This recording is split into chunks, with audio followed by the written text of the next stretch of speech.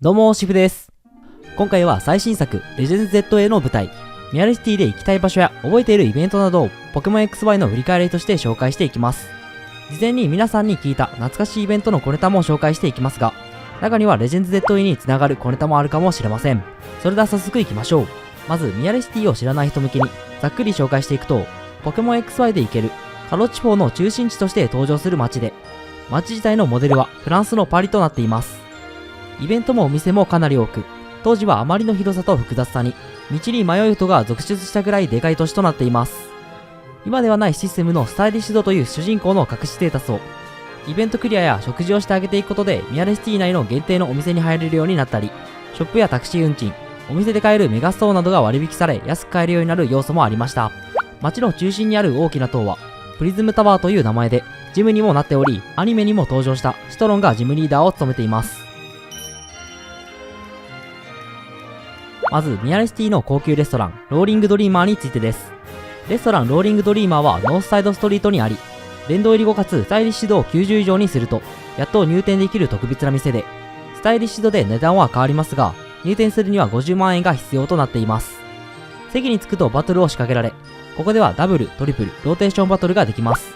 この振り袖は最近カードにもなっていました。また、ローリングドリーマーという店名に聞き覚えがある人も多いかもしれませんが、ポケモン SV のパルデア地方やアローラ地方などにも同じ名前のレストランがあり、海外進出もしている小ネタ的なお店にもなっています。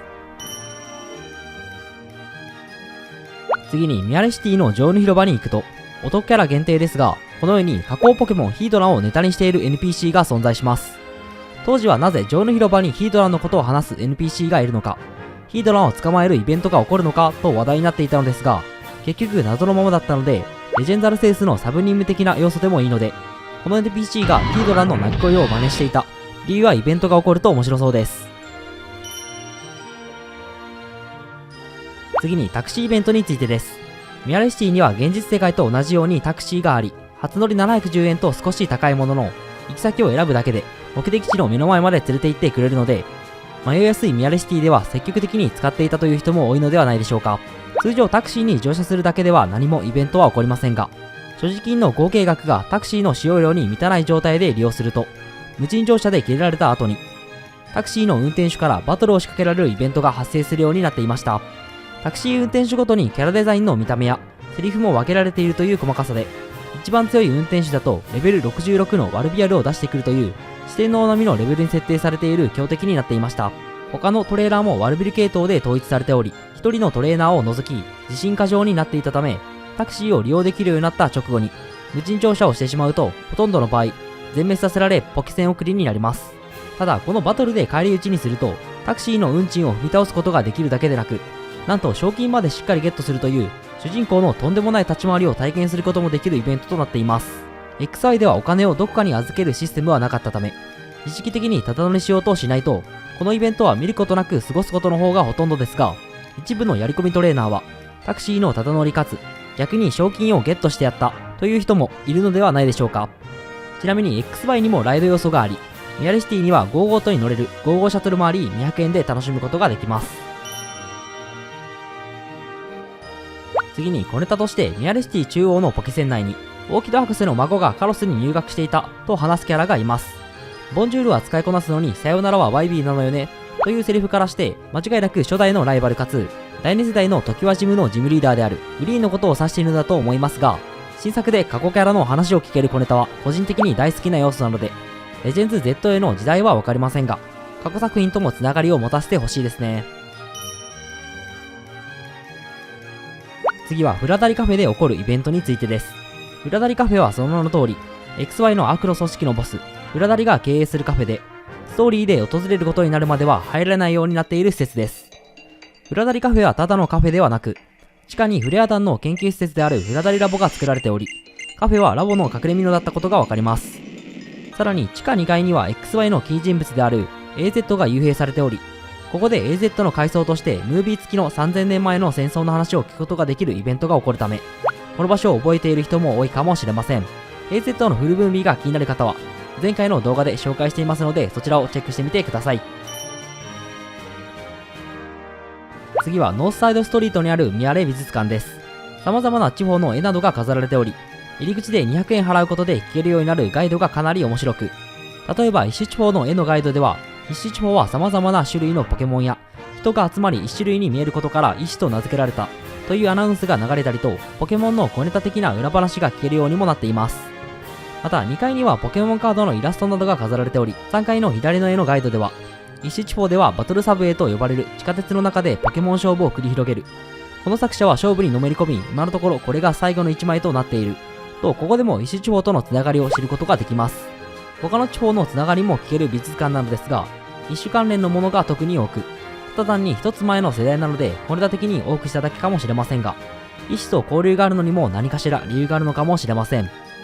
XY の中では詳細は語られることはなかったため、レジェンズ ZA がどのようなストーリーになるのかはわかりませんが、他の地方とつながる小ネタは楽しみにしたいポイントです。次にミヤレシティにあるプラターヌ博士のポケモン研究所についてです。プラターヌポケモン研究所は初めて訪れた時にプラターヌ博士とバトルになり、勝利報酬として初代御三家の人影、ゼニガメ、不思議種の中から1匹とメガストーンももらえるようになっています。XY ではシリーズで唯一2つの世代の御三家を旅パに採用してストーリーを進められるようになっており、そこも XY の魅力の一つとして面白い要素でした。ちなみにここで初めてフラダリと会いますが、あまりの見た目のヤバさにこの時点で悪役と気づく人も多かったのが面白かったですね。またプラターヌ博士はダイパリメイクでもおなじみの七かまど博士の弟子という設定で、ダイパの白名も七かまど博士の教え子となっているので語られてはいませんが、面識がありそうな2人となっています。XY 時点でシロナが登場することはありませんでしたが、博士の深掘りがあればレジェンズ ZA でシロナの話が出てきたりしても予想です。ちなみにレジェンズアルセウスに登場した電木は七かまど博士の先祖という設定だったので、レジェンズ ZA ではプラターヌ博士の先祖や子孫が登場したりするかもしれません。ミヤレシティのホテルシュールリッシュの2階に、結婚40周年がルビー、45周年がサファイアですぞ、最初のデートは海の科学博物館でしたのと、ルビサファの放園地方カイナシティにある博物館のことを言っている夫婦がいます。オーラスの近接シティにはミヤレシティとの友好を記念して建造されたモニュメントがあるので、メガ進化できる地方同士何かしら関係があったのでしょうか。次はミヤレシティの幽霊についてです。このイベントも XY で起こるイベントの中でも一番覚えているという人が多かった印象でした。ノーサイドストリートにある雑居ビルの2階に行くと、画面が暗転して後ろから幽霊が出てきて、あなたは違うと言って去っていくというイベントで、急に BGM が止まることや浮いたように移動する凝った演出から、当時はトラウマになった人も続出したイベントで、パリで起こった現実の事件が元ネタとも言われており、子供をプレイするポケモンにしてはかなり闇が深いイベントです。レジェンズ ZA ではこのイベントの真相も気になるところですが、当時よりさらに高画質でこのイベントが再現されるようなことがあれば、ポケモンシリーズでもトップクラスのホラーイベントになるかもしれません。次にハンサムイベントについて紹介していきます。ミヤレシティで起きるイベントの中で最も印象に残っている人も多いイベントとなっていました。内容としてはポケットモンスタープラチナで初登場したキャラである国際警察のハンサムとミヤレシティの謎を解決していくというものです。2、3時間ほどかかるイベントですが、その分バトルする回数も多く、ストーリーの内容も濃いので、ポケモンシリーズのイベントの中でもかなりやりごたえがあるものになっていました。またイベントの中でミヤレシティの路地裏に住んでいた親がいない少女マチエールとも出会い、ハンサムとマチエールが一緒に住むことになるのですが、マチエールは自覚のないままエクスパンションスーツというスーツの被験者になってしまい、犯罪に巻き込まれたりする要素もあります。ちなみにスーツを着ているマチエールのコードネームが S プリで、 SV にも小ネタ的にアイテムとして登場していたりしますが、久しぶりに最新作に S プリが出たことが無関係だとは思えないので、レジェンズ ZA でマチエールとハンサムと出会えることを期待してしまいます。ちなみにハンサムは3世代のプラチナで登場してから7世代のサンムーンまで全ての世代に登場していた準レギュラー的なキャラだったのですが、剣立て以降のシリーズにはずっと登場していないので、レジェンズ ZA で登場となればずっとポケモンをプレイしている人にとっては嬉しいサプライズになりそうです。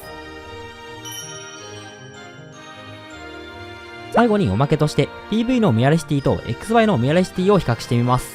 プリズムタワー側からピカチュウが橋を渡っているこのシーンで、ギャロドスが川から飛び出す場所は XY にはなく、同じような場所を当てはめるとこの場所になります。 PV を見る限りは個人的には今からミヤレシティを作っていく話、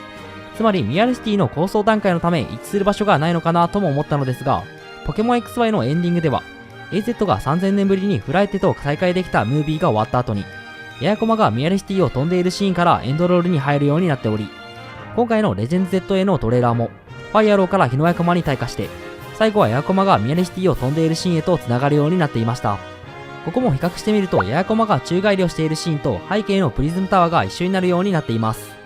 XY のエンディング前のシーンと PV のラストシーンを重ねたのは、レジェンズ ZA がタイトル通り、アルファベットの最後の Z、終わりから始まりの A につながる話であり、ZA が過去の話になっていることを表したのかなとも思ったのですが、エンディングからこの PV につながっていると受け取ると未来の話のような気もしてくるので、どちらの世代にも撮れるような PV にし、考察の余地を持たせてワクワクさせてくれるのはさすがゲイフリといった感じです。ということで XY のミアレシティのイベントと思い出の場所や小ネタについてまとめてみました。全部覚えていた人はいたでしょうか？レジェンズ ZA の次の情報は少し先になりそうなので、また XY、カロスの振り返り動画なども作っていこうと思います。レジェンズアルセウスではいろいろな部分がダイパと繋がっていたので、今回も何か ZA とカロッチ4が繋がるイベントがないかも楽しみの一つです。ですのでまた発売前に見返していただければと思います。これからもいろんな動画を出していきますので、参考になれば高評価、チャンネル登録していただけると嬉しいです。それではまた次回の動画でお会いしましょう。バイバイ。